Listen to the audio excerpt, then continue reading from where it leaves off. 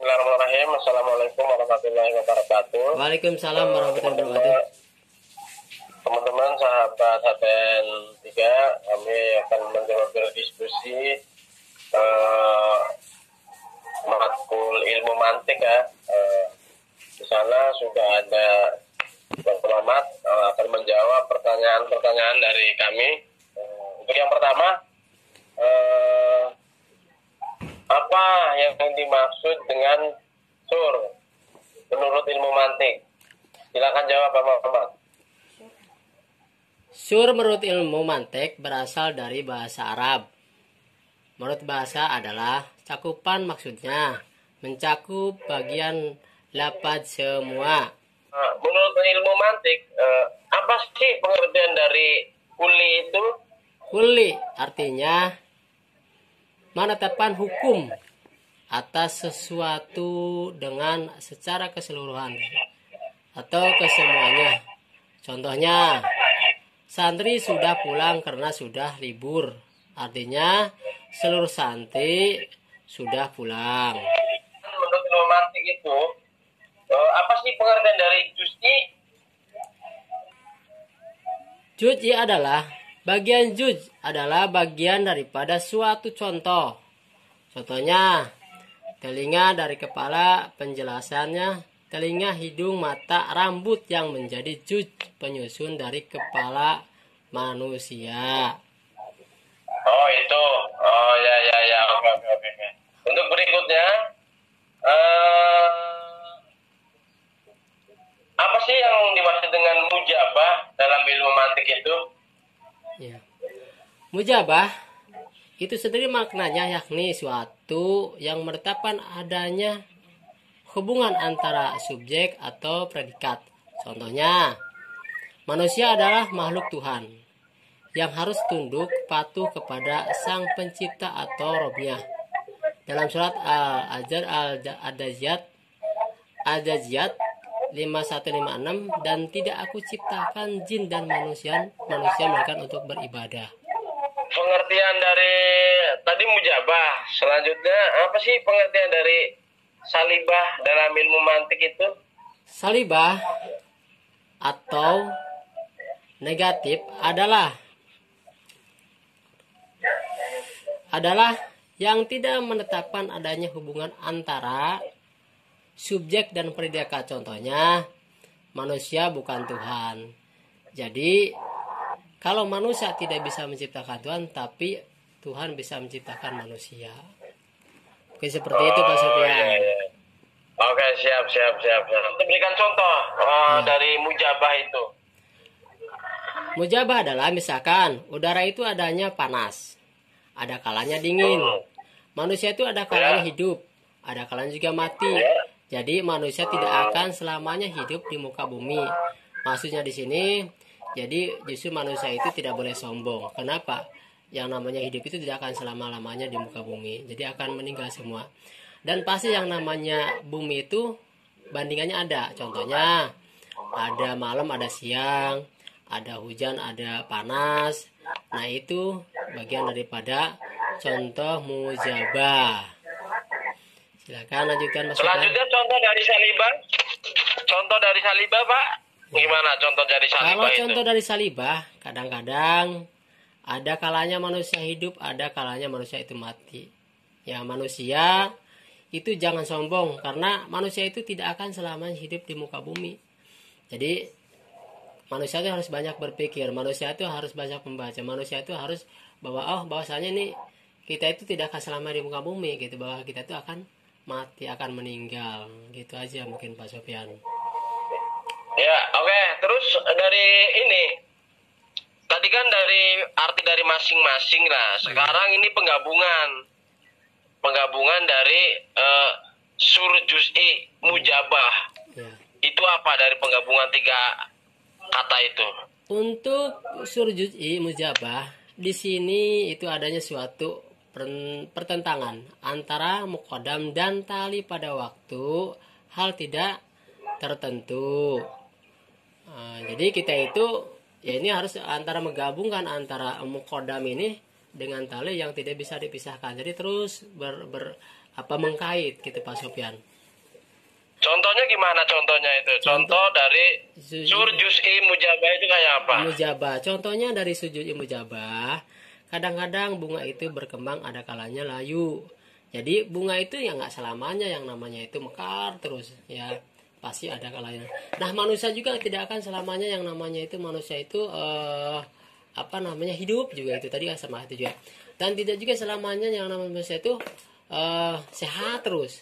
Nah itu manusia pasti juga akan sakit tuh kadang-kadang seperti jadi sifat bunga ibarat manusia nggak selamanya ya sehat pasti adanya sakit juga itu Pak Sofyan. Oke, terus tadi kan sur juz'i mujabah ya. Berikutnya ini penggabungan dari juz'i salibah. Coba juz'i salibah itu apa? Contoh dari juz'i salibah itu apa? Coba kasih contohnya. Jadi juz'i salibah itu adanya perlawanan antara muqaddam dan talinya pada waktu menentu dan lafaz salibah. Jadi ada perlawanan. Jadi kalau tadi bisa tadi sekarang tuh ada perlawanan yang disebut yang namanya itu lafaz salibah. Begitu Pak. Selanjutnya contoh untuk selanjutnya. Ya, untuk contoh selanjutnya apakah contoh dari sujud salibah? Nah, di situ tadi yang 11 itu kadang-kadang tidak adanya masalah. Ya. Madrasah itu madrasah itu ibtidaiyah dan ada kalanya tasanawiyah. Jadi begini.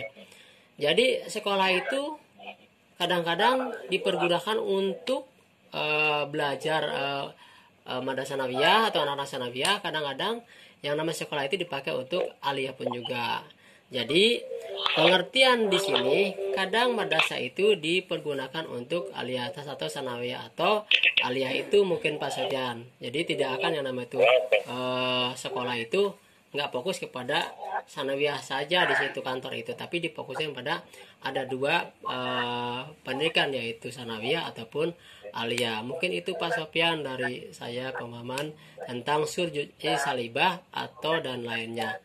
Terima kasih. Mungkin ada kekurangannya, mohon maaf. Bila taufiq wal hidayah. Wassalamualaikum warahmatullahi wabarakatuh. Baik, Pak Sofyan, saya akan lanjutkan pertanyaan dari saya kepada Pak Sofyan. Salah satunya, apa perbedaan murokabah dengan basitah? Coba jelaskan Pak Sofyan. Perbedaan dari murokobah dengan basitoh yaitu persis pada titik yakni pada aspek hukumnya. Jika basitoh hanya mengandung satu hukum, maka murokobah itu mengandung satu hukum juga. Maka murokobah mengandung dua hukum. Jadi apabila basitoh itu hanya mengandung satu hukum, maka murokobah itu mengandung dua hukum. Karena dia terangkai dari dua proposisi. Jika yang satu positif, maka yang kedua pasti negatif. Tapi jika yang kedua positif, maka yang satunya itu pasti negatif gitu. Artinya di sana ada dua proposisi yang berbeda kualitasnya atau kaifiyah, meskipun sama dalam kuantitasnya atau kamiyah. Itu Pak Muhammad. Baik Pak Sofyan. Yang kedua, apa yang menandai di bagian akhir dari murokobah Pak Sofyan? Di bagian akhir itu ditandai dengan kata la bid daruroh, artinya tidak pasti, atau la daiman, atau artinya tidak berkesinambungan, tidak selamanya. Contoh misalkan ada orang berkata, setiap orang yang sholat itu menghindari perbuatan keji secara aktual. Secara aktual itu artinya betul-betul terjadi, tetapi tidak pasti. Dalam konteks ini, kita tuh seolah-olah hendak menyatakan bahwa kalau ada orang yang sedang melaksanakan salat itu, maka ia akan menghindari dari perbuatan keji. Oh, Itu begitu. Muhammad. Oh gitu Pak Sofyan ya. Terus yang keempat Pak Sofyan, dari contoh di atas, jika ingin dinafikan adalah kesinambungan atau dawam. Bagaimana bunyi kodiahnya Pak Sofyan? Tolong Pak dijelaskan. Ya, jadi kalau merujuk dari contoh di atas tadi, jadi bunyi kodiah dari contoh di atas itu berbunyi setiap orang yang sholat itu akan menghindari perbuatan keji secara aktual, tetapi tidak selamanya. Itu sama kayak yang tadi Bapak terangkan juga ini. Jadi ada kata tetapi tidak selamanya. Inilah yang dimaksud dengan muwajahah muraqabah. Sepintas contoh di atas tampaknya hanya terdiri dari satu proposi, padahal sebenarnya di sana itu ada dua proposisi. Yang pertama berupa qadhiyah kuliah mujabah atau proposi universal positif, yakni proposi yang menyatakan bahwa semua orang yang sholat itu menghindari keburukan secara aktual. Itu, Muhammad. Baik, yang kelima, tolong dong jelaskan apa yang dimaksud dengan qadhiyah itu Pak Sofyan. Nah, untuk arti dari qadhiyah itu sendiri, bahwa itu pernyataan yang sempurna. Jadi udah perkataannya udah bagus, sudah sempurna. Yang isinya itu mengandung kemungkinan benar atau salah.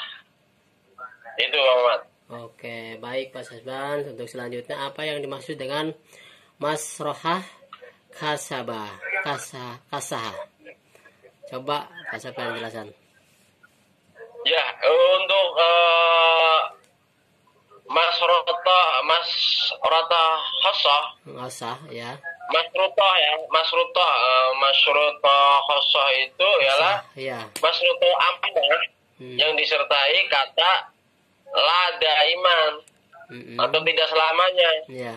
atau diistilahkan juga Allah dawam azati. Gitu. Allah dawam itu artinya ketidaksinambungan, sedangkan zati artinya yang berkaitan dengan zat. Maka la dawam azati karena itu artinya ketidaksinambungan itu ditujukan hanya kepada zat, artinya kepada sebuah benda itu zat ya, yang ada berbentuk, bukan kepada yang lain. Itu Muhammad. Baik, kemudian jelaskan apa yang dimaksud dengan al-urfiyah atau al-hasahah. Coba dijelaskan Pak. Ya. Al-urfiyah al-khosoh ya, itu ya gabungan dari urfiyah amah dengan mutlaqah amah. Itu. Begitu. Mutlaqah amah ini kan artinya udah dari urfiyah amah dengan mutlaqah amah ya. Oh, iya. Terus sedangkan arti dari urfiyah amah itu sendiri ialah qadhiyah yang mahmulnya berlaku bagi maudhu secara berkesinambungan, bukan secara pasti, tapi dengan satu syarat, yaitu selama sifatnya itu sendiri ada.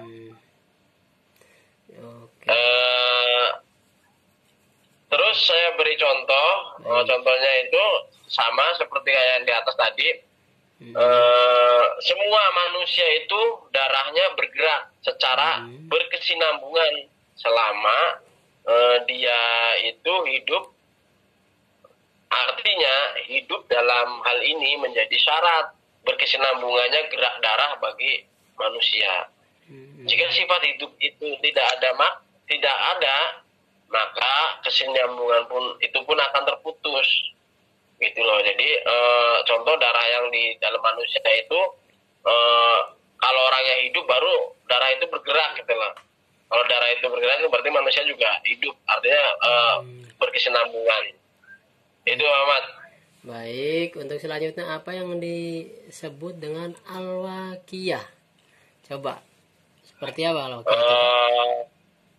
Pada bagian ini al-waqiyah itu apa? Waqtiyah mutlakoh yang disertai dengan kata la daiman. La daiman sendiri tadi artinya itu tidak pasti ya. La daiman itu tadi tidak pasti. Artinya dia terangkai dari waqtiyah mutlaqo dengan mutlaqo amah.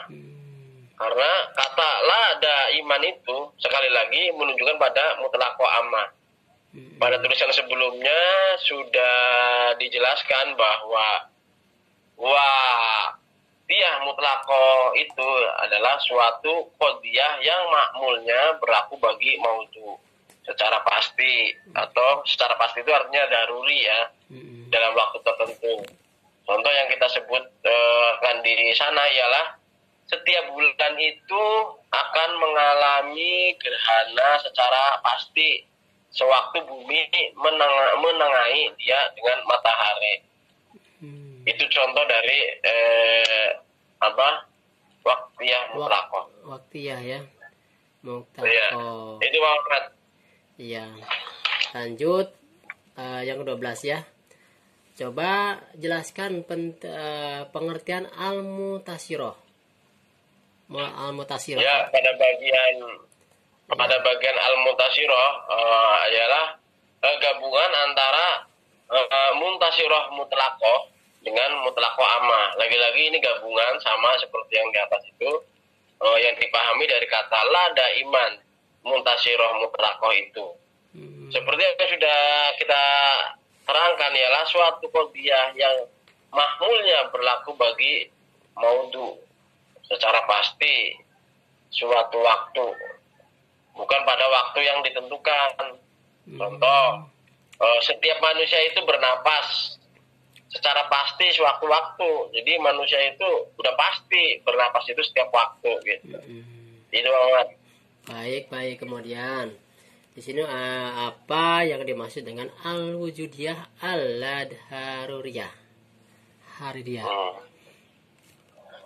Al-wujudiyah al-daruriyah ialah mutlaqo amah itu sendiri yang disertai dengan kata la bidarurah. Artinya tidak secara pasti. Ini berbeda dengan qadiyah-qadiyah sebelumnya. Jika pada qadiyah-qadiyah sebelumnya itu yang disertakan itu ialah kata la daiman. Maka pada qadiyah ini yang disertakan itu ialah kata la bidarurah. Singkatannya al-wujudiyah al-daruriyah. Ini terangkai dari mutlaqo amah dan mungkinah amah. Contoh, setiap manusia itu tertawa secara aktual. Jadi aktual itu artinya terjadi gitu ya, yang terjadi. Artinya sifat tertawa yang kita letakkan kepada manusia itu sifatnya tidak pasti, juga tidak berkesinambungan gitu. Jadi nggak selama nggak setiap waktu orang ketawa kan. Tahu sendiri kalau setiap waktu orang itu ketawa. Iya, baik. Itu Pak Ahmad. Baik Pak Swan, lanjut yang apa sih Pak Swan yang disebut al-wujudiyah al-ladaimah itu apa sih sebetulnya? Ini lanjutan dari al-wujudiyah al-daruriyah. Al-wujudiyah al-ladaimah itu ya lagi-lagi sama seperti yang lain. Jadi mutlaqo amah itu sendiri gitu loh, yang disertai dengan keterangan al-ladawam az-zati. Tadi al-zati itu yang menunjukkan ke yang berzat ya, zati itu. Atau bisa juga kita definisikan sebagai suatu qadiyah yang di dalamnya menjelaskan aktualitas hubungan tapi disertai dengan kata la daiman yang ditunjukkan kepada zat. Baik. contoh yang positif nih, contohnya dari tadi, dari al wujudiyah al ladaimah ini contohnya. Setiap manusia itu tertawa secara aktual tetapi tidak selamanya. Jadi manusia itu ya tertawa hanya di waktu-waktu tertentu ya, jadi nggak berkesinambungan terus gitu, seperti tadi yang contoh di atas gitu. Itu Pak Muhammad. Baik. Kemudian satu lagi, coba pasal yang dimaksud dengan al-mukinah, al-hasahah itu apa sih Pak?